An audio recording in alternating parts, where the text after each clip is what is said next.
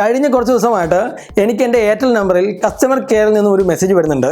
അപ്പോൾ ആ മെസ്സേജിനെ കുറിച്ച് കൂടുതലായിട്ട് പഠിച്ചപ്പോഴാണ് നമ്മളുടെ നാട്ടിൽ, നമ്മുടെ രാജ്യത്ത് ഒരുപാട് ആളുകൾ ഇത്തരത്തിലുള്ള തട്ടിപ്പുകൾക്ക് ഇരയാവുന്നു.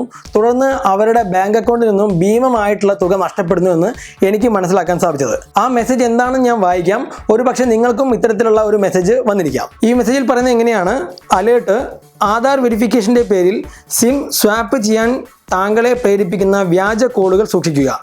ദയവായി താങ്കളുടെ OTP ഷെയർ ചെയ്യുകയോ താങ്കളുടെ കൈവശം പുതിയ സിം ഇല്ലാതെ ശേഷം പുതിയ നമ്പർ എന്ന് 121 എന്ന നമ്പറിലേക്ക് മെസ്സേജ് അയക്കുകയോ ചെയ്യരുത്. ഇത് താങ്കളുടെ മൊബൈൽ നമ്പർ ദുരുപയോഗം ചെയ്യുന്നതിലേക്ക് നയിച്ചേക്കാം. അപ്പോൾ ഇന്നത്തെ വീഡിയോയിൽ എന്താണ് സിം സ്വാപ്പിംഗ്, ഇതുവഴി എങ്ങനെയാണ് ഒരു പക്ഷേ നിങ്ങളുടെ ബാങ്ക് അക്കൗണ്ടിൽ പണം നഷ്ടമാവുക, അല്ലെങ്കിൽ നിങ്ങളുടെ മൊബൈൽ നമ്പർ എങ്ങനെയാണ് മറ്റൊരാൾ ദുരുപയോഗം ചെയ്യാൻ സാധ്യതയുള്ളത് എന്ന കാര്യമാണ് നമ്മൾ പരിശോധിക്കാൻ പോകുന്നത്. അപ്പോൾ അതിനു മുമ്പായിട്ട് നിങ്ങൾ ഇനിയും ഈ ചാനൽ സബ്സ്ക്രൈബ് ചെയ്യാത്ത ആളാണെങ്കിൽ ഇപ്പോൾ തന്നെ സബ്സ്ക്രൈബ് ചെയ്യുക, ഒപ്പം ബെൽ ഐക്കൺ എനേബിൾ ചെയ്യുക. കാരണം നിങ്ങൾക്ക് നിങ്ങളുടെ ഡെയിലി ലൈഫിൽ ദിവസവും ഉപകാരപ്പെടുന്ന വീഡിയോകളാണ് ഞാൻ ഈ ചാനലിലൂടെ അപ്ലോഡ് ചെയ്യുന്നത്. ഒപ്പം മറ്റൊരു കാര്യം കൂടെ പറഞ്ഞുകൊള്ളട്ടെ, ഇത്തരത്തിൽ ചാനൽ സബ്സ്ക്രൈബ് ചെയ്ത് നോട്ടിഫിക്കേഷൻ എനേബിൾ ചെയ്ത പല ആളുകൾക്കും നോട്ടിഫിക്കേഷൻ ലഭിക്കുന്നില്ല, വീഡിയോ അപ്ലോഡ് ചെയ്ത ഉടൻ തന്നെ നോട്ടിഫിക്കേഷൻ ലഭിക്കുന്നില്ല എന്നുള്ള ഒരു പരാതി പറഞ്ഞിട്ടുണ്ട്. അപ്പോൾ ഞാൻ യൂട്യൂബുമായിട്ട് കോൺടാക്ട് ചെയ്ത സമയത്ത് ഇത്തരത്തിൽ നിങ്ങൾ കാണുന്ന വീഡിയോകൾ ലൈക്ക് ചെയ്യുകയോ അവയ്ക്ക് താഴെ കമൻറ്റ് ചെയ്യുകയോ ചെയ്യുമ്പോൾ മാത്രമാണ് ആ ചാനലിൽ നിങ്ങൾക്ക് കൂടുതലായിട്ട് ഇൻട്രസ്റ്റ് ഉണ്ട് എന്ന് യൂട്യൂബ് മനസ്സിലാക്കുന്നത് എന്നാണ് പറഞ്ഞിട്ടുള്ളത്. അതായത് നിങ്ങളിൽ ആരെങ്കിലും ഒരാൾ ഒരു 10 ചാനൽ സബ്സ്ക്രൈബ് ചെയ്തിട്ടുണ്ടെങ്കിൽ ഈ 10 ചാനലിൽ നിന്നും ഒരുമിച്ച് നിങ്ങൾക്ക് നോട്ടിഫിക്കേഷൻ വരികയാണെങ്കിൽ തീർച്ചയായിട്ടും നിങ്ങൾ യൂട്യൂബിൻ്റെ ആ ഒരു നോട്ടിഫിക്കേഷൻ സൗകര്യം ഡിസേബിൾ ചെയ്യാനുള്ള സാധ്യതയുണ്ട്. ഒരു പക്ഷേ നിങ്ങൾക്കത് ശല്യമാവാനുള്ള സാധ്യതയുണ്ട്. അപ്പോൾ ഇത്തരത്തിൽ നിങ്ങൾ കാണുന്ന വീഡിയോകളോട് നിങ്ങൾ റെസ്പോണ്ട് ചെയ്യുമ്പോഴാണ് നിങ്ങൾക്ക് നോട്ടിഫിക്കേഷൻ ലഭിക്കുന്നത് എന്ന കാര്യം മനസ്സിലാക്കുക. കൂടാതെ ഇത്തരത്തിൽ നോട്ടിഫിക്കേഷൻ ലഭിക്കുന്നില്ലെങ്കിൽ നമ്മളുടെ വാട്സാപ്പ് ഗ്രൂപ്പുകളിലോ ടെലഗ്രാം ചാനലിലോ ഫേസ്ബുക്ക് പേജിലോ ഒക്കെ നിങ്ങൾക്ക് ജോയിൻ ചെയ്യാവുന്നതാണ്. അതിനുള്ള ലിങ്ക് ഞാൻ ഡിസ്ക്രിപ്ഷനിൽ വീഡിയോയ്ക്ക് താഴെ കൊടുത്തിട്ടുണ്ട്. അപ്പോൾ ആദ്യമായിട്ട് നമുക്ക് എന്താണ് സിം സ്വാപ്പിംഗ് എന്ന സൗകര്യം നോക്കാം. അതായത് നിങ്ങളുടെ കയ്യിൽ നിങ്ങളിപ്പോൾ ഉപയോഗിച്ചിരിക്കുന്ന ഒരു സിം, ആ സിം കാർഡ് ഉണ്ടെങ്കിൽ മാത്രമാണ് നിങ്ങളുടെ മൊബൈൽ നമ്പർ നിങ്ങൾക്ക് ഉപയോഗിക്കാൻ വേണ്ടി സാധിക്കുകയുള്ളൂ. എന്നാൽ നിങ്ങൾ കസ്റ്റമർ കെയർ ഓഫീസിൽ പോയി കഴിഞ്ഞാൽ, ഇപ്പോൾ എൻ്റെ കണക്ഷൻ എയർടെലാണ്, ഞാൻ എയർടെലിൻ്റെ ഓഫീസിൽ പോയി കഴിഞ്ഞാൽ എനിക്ക് വേണമെങ്കിൽ ഡ്യൂപ്ലിക്കേറ്റ് സിം കാർഡ് എടുക്കുന്നതിനോ അതല്ലെങ്കിൽ പുതിയൊരു സിം കാർഡിലേക്ക് എൻ്റെ നമ്പർ മാറ്റുന്നതിനോ സാധിക്കും. ഇത് പ്രധാനമായിട്ടും നമ്മൾ ചെയ്യുന്നത് നമ്മളുടെ ഒരു സിം കാർഡ് നഷ്ടപ്പെട്ട് കഴിഞ്ഞാലോ അതല്ലെങ്കിൽ 2G SIM card 3G ആക്കുന്നതിനോ 3G SIM card 4G ആക്കുന്നതിനോ അതല്ലെങ്കിൽ ഇനി 5G വരികയാണെങ്കിൽ നമ്മളുടെ 4G സിം കാർഡ് 5G ആക്കുന്നതിനോ ഒക്കെയാണ് ഈ ഒരു സൗകര്യം ഉപയോഗിക്കുന്നത്. എന്നാൽ ഇപ്പോൾ അടുത്ത കാലത്തായിട്ട് ഒരുപാട് ആളുകളെ, പ്രത്യേകിച്ച് ഇത്തരത്തിൽ ടെക്നോളജിയെക്കുറിച്ച് തീരെ വിവരമില്ലാത്ത, വിദ്യാഭ്യാസമില്ലാത്ത ആളുകളെ പറ്റിച്ചുകൊണ്ട് പലപ്പോഴും കസ്റ്റമർ കെയറിൽ നിന്നാണ് എന്ന വ്യാജേനയൊക്കെ കോൾ ചെയ്യും. കോൾ ചെയ്തിട്ട് അവരോട് പറയുക സിം സ്പേസ് ഒരു 12 അക്ക നമ്പർ, അല്ലെങ്കിൽ ആ കോൾ ചെയ്യുന്ന വ്യക്തി ആരാണോ അയാൾ കസ്റ്റമർ കെയറിൽ നിന്നൊക്കെ ആണെന്നാണ് പറയുക. അയാളൊരു നമ്പർ തരും. ആ നമ്പർ സിം സ്പേസ് ആ നമ്പർ 121 എന്ന നമ്പറിലേക്ക് മെസ്സേജ് അയക്കാൻ വേണ്ടിയൊക്കെ പറയും. അപ്പോൾ അങ്ങനെ മെസ്സേജ് അയച്ചു കഴിഞ്ഞാൽ ആ 12 അക്ക നമ്പറുള്ള ആ ഒരു സിം കാർഡ് അയാളുടെ പക്കലായിരിക്കും ഉണ്ടാവുക. അപ്പോൾ അങ്ങനെ നിങ്ങൾ മെസ്സേജ് അയച്ചു കഴിയുമ്പോൾ നിങ്ങളുടെ മൊബൈൽ നമ്പർ ആ ഒരു സിം കാർഡിലേക്ക് മാറ്റപ്പെടും. അതായത് ഇപ്പോൾ നിങ്ങളുടെ ഫോണിനകത്തിട്ടിരിക്കുന്ന ആ സിം കാർഡ് ഒരു ഡമ്മി മാത്രമാവും, അയാളുടെ കയ്യിലാവും നിങ്ങളുടെ സിം കാർഡ്.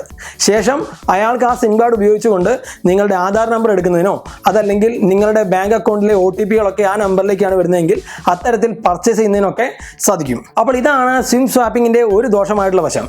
മറ്റൊരു രീതിയിൽ നിങ്ങൾ ഇതുപോലെ കസ്റ്റമർ കെയറിൽ നിന്ന് കോൾ ചെയ്തിട്ട് നിങ്ങളുടെ സിം കാർഡിൻ്റെ പിന്നിൽ ഒരു 20 അക്ക നമ്പർ ഉണ്ടാവും. ആ നമ്പർ നിങ്ങളോട് അയാളുമായിട്ട് ഷെയർ ചെയ്യാൻ പറയും.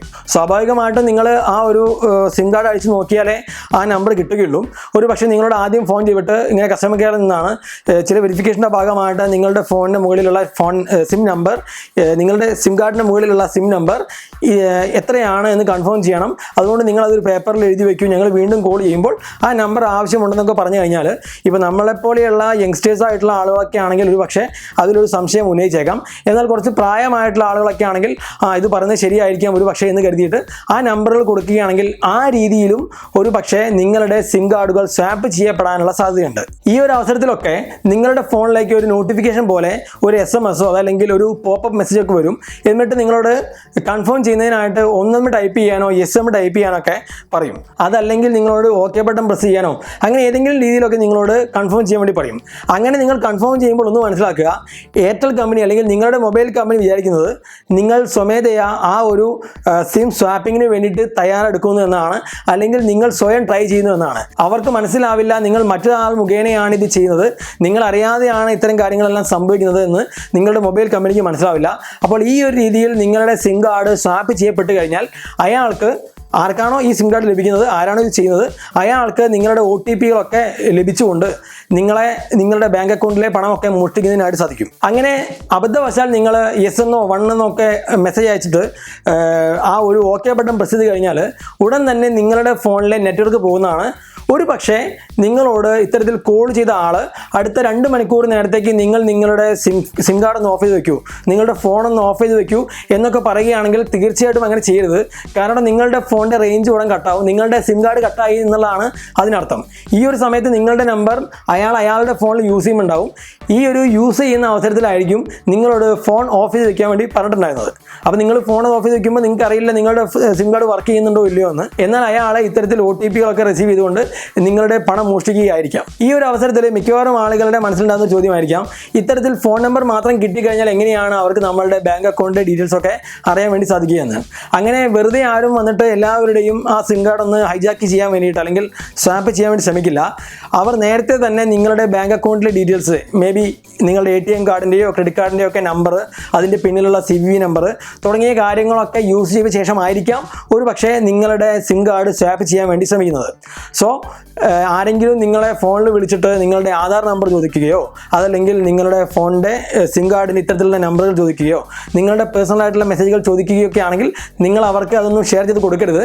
പ്രത്യേകിച്ച് ബാങ്കിൽ നിന്നൊക്കെ ആണെന്ന് പറഞ്ഞിട്ട് നിങ്ങളുടെ അക്കൗണ്ട് നമ്പറൊക്കെ ആവശ്യപ്പെടാം. തീർച്ചയായിട്ടും നിങ്ങൾ അത്തരം കാര്യങ്ങൾ ചെയ്യാതിരിക്കുക. കൂടാതെ എപ്പോഴും നിങ്ങളുടെ ബാങ്ക് അക്കൗണ്ടിൽ അവസാനം നിങ്ങളൊരു ട്രാൻസാക്ഷൻ ചെയ്ത സമയത്ത് എത്ര രൂപ ബാലൻസ് ആയിട്ട് ഉണ്ടായിരുന്നു എന്ന കാര്യത്തിലും ശ്രദ്ധ വയ്ക്കുക. ഏതെങ്കിലും അവസരത്തിൽ നിങ്ങളുടെ പൈസ കുറഞ്ഞു പോവുകയോ അല്ലെങ്കിൽ നിങ്ങൾ അറിയാത്ത എന്തെങ്കിലും ട്രാൻസാക്ഷനൊക്കെ നടക്കുകയാണെങ്കിൽ നിങ്ങൾ അതൊന്ന് ഒബ്സർവ് ചെയ്ത് വെക്കുക. കൂടാതെ ഇത്തരത്തിൽ എന്തെങ്കിലും പ്രശ്നങ്ങൾ നിങ്ങളുടെ സിം കാർഡുമായിട്ട് ബന്ധപ്പെട്ട് കഴിഞ്ഞാൽ ഉടൻ ബാങ്കിലേക്ക് കോൺടാക്ട് ചെയ്യുക. നിങ്ങളുടെ ക്രെഡിറ്റ് കാർഡോ ഡെബിറ്റ് കാർഡോ ബാങ്ക് അക്കൗണ്ടോ ഒക്കെ ഉണ്ടെങ്കിൽ അതൊന്ന് തൽക്കാലത്തേക്ക് ഫ്രീസ് ചെയ്യുന്നതിനായിട്ട് നിങ്ങൾ ആവശ്യപ്പെടുക. ഇവിടെ ഞാൻ മറ്റൊരു കാര്യം കൂടെ അഡീഷണൽ ആയിട്ട് ചേർക്കുന്നു. ഈ സിം സ്വാപ്പിംഗ് എന്ന് പറയുന്നത് ലീഗലായിട്ടുള്ള സംഭവമാണ്. എയർടെൽ, ഐഡിയ, വോഡഫോൺ തുടങ്ങിയ കമ്പനികളൊക്കെ USSD നമ്മുടെ ബാലൻസ് ഒക്കെ ചെക്ക് ചെയ്യുന്നതിനായിട്ട് *121# അതുപോലുള്ള നമ്പറൊക്കെ ഡയൽ ചെയ്യുമല്ലോ. ഇത്തരത്തിൽ USSD ഉപയോഗിച്ചുകൊണ്ട് സ്വാപ്പ് ചെയ്യുന്നതിനുള്ള മെത്തേഡ്സ് ഒക്കെ അവർ ക്രിയേറ്റ് ചെയ്ത് വെച്ചിട്ടുണ്ട്, അവരുടെ ആ ഒരു സർവീസ് ഈസി ആക്കുന്നതിന് വേണ്ടിയിട്ട്. പക്ഷേ നിങ്ങൾ ഇത്തരത്തിൽ ചെയ്യുമ്പോൾ അവർ വിചാരിക്കുന്നത് നിങ്ങൾ സ്വമേധയാ ചെയ്യുന്നു എന്നുള്ളതാണ്.